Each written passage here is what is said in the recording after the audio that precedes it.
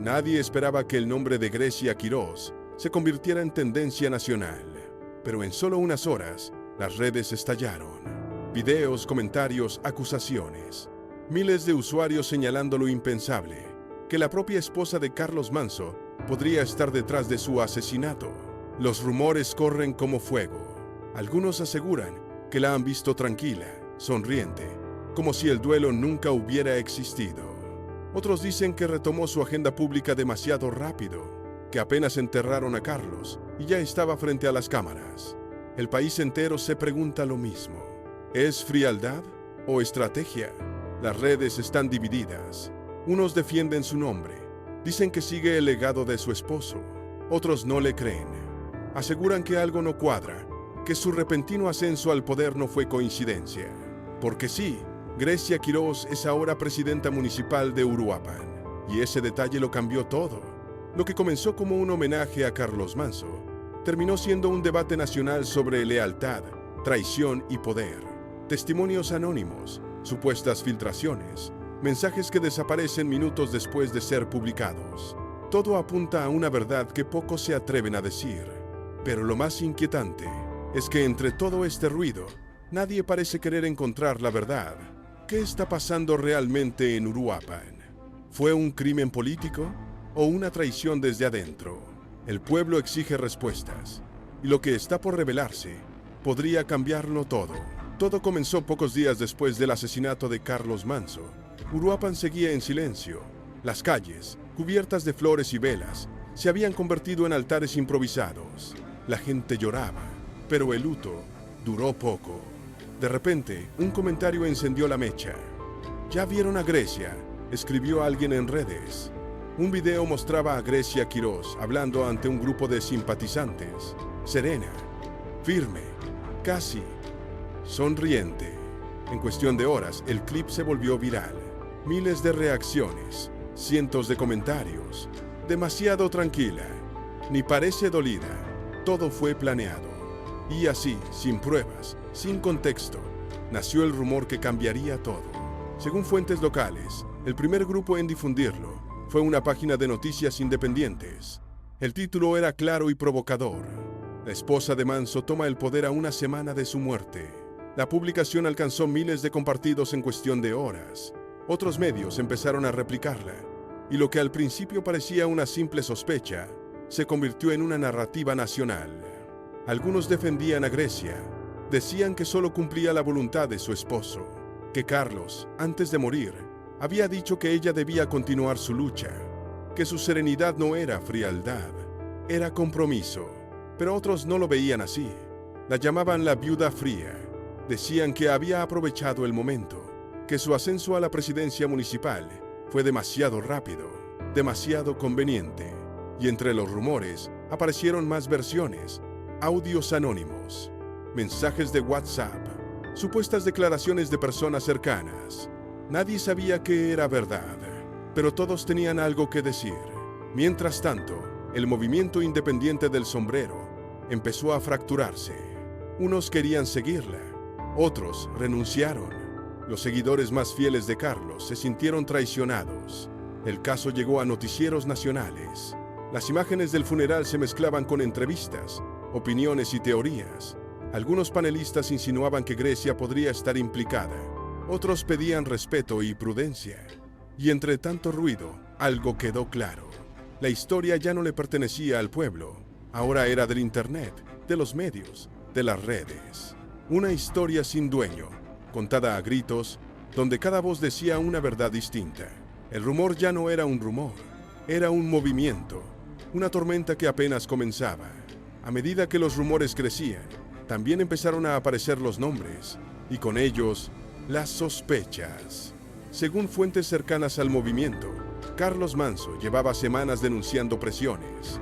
Hablaba de amenazas, de advertencias veladas, de funcionarios que no querían que siguiera hablando, pero nunca dio nombres, porque, según dicen, sabía que lo estaban vigilando. Ahora, con su muerte, cada palabra que dejó cobra un nuevo significado. En una de sus últimas declaraciones públicas dijo: "Si me pasa algo, ya saben de dónde viene". Esa frase encendió las alarmas, porque entre sus enemigos había de todo. políticos, empresarios, incluso elementos del propio sistema de seguridad. De acuerdo con información filtrada en redes, Carlos había señalado irregularidades en contratos municipales, montos millonarios, proyectos fantasmas, y detrás de ellos, los mismos nombres que hoy aparecen en los rumores. Testigos aseguran que días antes de su asesinato, Carlos se reunió con dos figuras clave de la región, una de ellas vinculada al crimen organizado, la otra relacionada con un partido político local. Esa reunión, según reportes, terminó en discusión. Y aquí es donde todo se vuelve más turbio. Documentos filtrados muestran transferencias de dinero entre cuentas del ayuntamiento y empresas privadas sin registro fiscal. Empresas que, curiosamente, ahora respaldan la administración de Grecia Quirós. ¿Coincidencia? ¿Casualidad? ¿O una jugada planeada desde el principio? Los seguidores de Manso lo dicen claro. Esto no fue casualidad.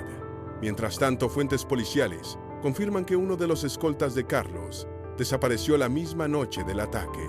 Hasta hoy, nadie sabe dónde está. Y en medio de todo este caos, una grabación circula en redes. Una voz anónima, supuestamente de alguien dentro del movimiento, dice: Carlos sabía demasiado, por eso lo callaron. Todo apunta a que detrás del asesinato hay más que una venganza personal. Hay poder, hay dinero y hay silencio. El caso de Carlos Manso dejó de ser una tragedia local. Ahora es un rompecabezas donde cada pieza encaja con un nombre distinto. Y entre esos nombres, el de Grecia Quirós aparece en el centro de la tormenta. Cuando las acusaciones comenzaron a tomar fuerza, algo cambió dentro del movimiento. El movimiento independiente del sombrero, aquel que Carlos Manso había levantado con tanto esfuerzo, empezó a quebrarse desde adentro. Los más cercanos a él comenzaron a desaparecer de la escena pública.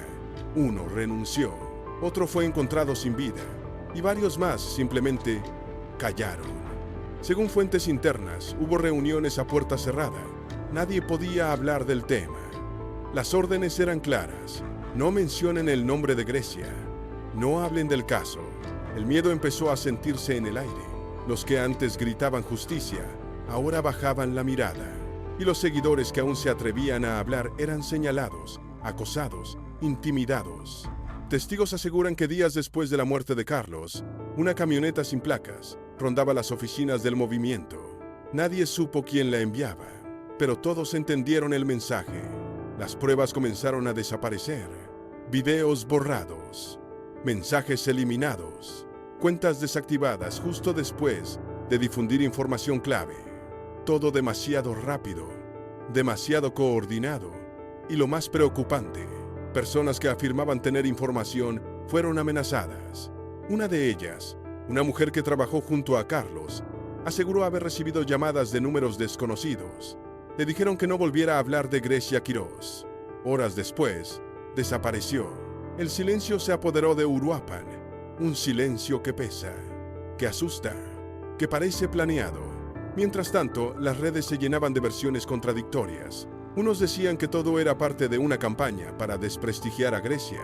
Otros insistían que ella sabía más de lo que decía. Y entre tantas voces, una verdad se abría paso lentamente. Alguien estaba manipulando la historia. El rumor se convirtió en estrategia. Y la estrategia en control. Porque cuando el miedo domina, la verdad se apaga. Y eso, justamente eso, es lo que muchos creen que está ocurriendo en Uruapan. Lo que comenzó como una lucha por la paz, terminó convirtiéndose en una guerra por el silencio.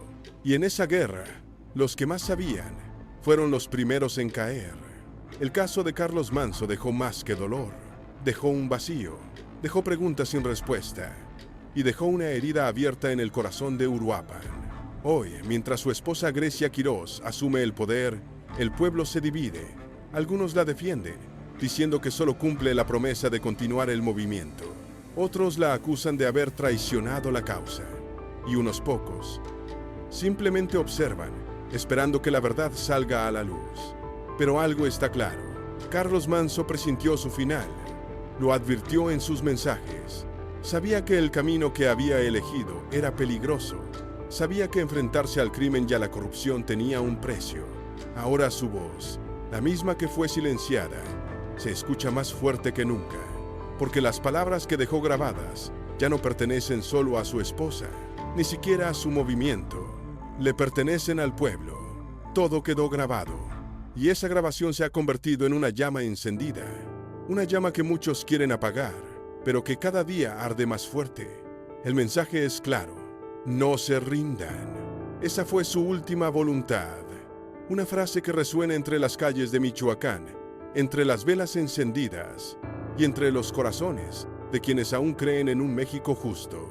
Los rumores, las teorías, los señalamientos, todo eso quedará en el aire.